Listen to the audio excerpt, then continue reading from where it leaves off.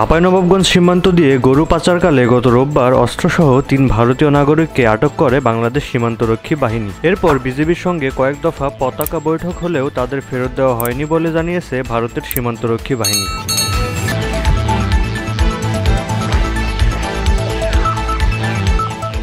বিগত কয়েক বছরের মধ্যে অনুপ্রবেশকারী ভারতীয়দের বিজিবি ফেরত না দেওয়ার ঘটনা এটাই প্রথম বলে জানিয়েছেন বিএসএফের শীর্ষ কর্মকর্তারা। এমন ঘটনায় রীতিমতো বিস্মিত তারা। জানা যায়, রোববার সকালে চাঁপাইনবাবগঞ্জের শিবগঞ্জ উপজেলা রঘুনাথপুর সীমান্তের পদ্মা নদীতে নৌকায় করে ৩টি গরু পাচারকালে অস্ত্রসহ ৫ ভারতীয়কে আটক করে বিজিবি।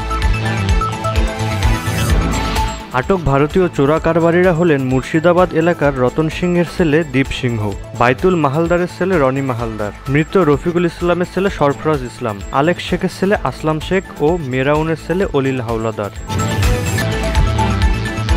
মঙ্গলবার ভারতীয় সংবাদ মাধ্যম হিন্দুস্তান টাইমসের খবরে বলা হয়েছে, গত রোববার ও সোমবার বিজিবি বিএসএফের সঙ্গে কয়েক দফা পতাকা বৈঠক হলেও আটক ভারতীয়দের ফেরত দিতে রাজি হয়নি বাংলাদেশ কর্তৃপক্ষ। বিএসএফের একজন জ্যেষ্ঠ কর্মকর্তার দাবি, গত ১৭ আগস্ট রাতে মালদা নদী সীমান্ত দিয়ে বাংলাদেশে পাচার করা গবাদি পশু উদ্ধারের জন্য ২ নৌকায় ৫ জনকে ভাড়া করেছিলেন ১১৫ ব্যাটালিয়নের বিএসএফ সদস্যরা।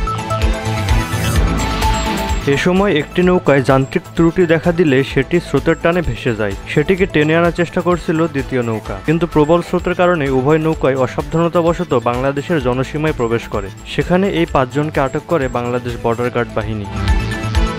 হিন্দুস্তান টাইমসের খবর অনুসারে সঙ্গে সঙ্গে দক্ষিণবঙ্গ সীমান্তের সদর দপ্তর ও ঊর্ধ্বতন কর্মকর্তারা বিজিবি সদস্যদের ফোন করে বিষয়টি জানান, কিন্তু বিজেপি জওয়ানরা আটক ৫ ভারতীয়কে ছেড়ে দিতে অস্বীকার করলে একটি পতাকা বৈঠক অনুষ্ঠিত হয়। বিএসএফ কর্মকর্তারা দাবি করেন, অনুপ্রবেশের ঘটনাটি দায়িত্ব পালন করতে গিয়ে ভুলক্রমে ঘটে গেছে। অনুপ্রবেশকারীদের কোনো খারাপ উদ্দেশ্য ছিল না, তাই ২ সীমান্তরক্ষী বাহিনীর মধ্যে সুসম্পর্কের স্বার্থে আটক ব্যক্তিদেরকে ফিরিয়ে দেওয়ার অনুরোধ জানায় বিএসএফ।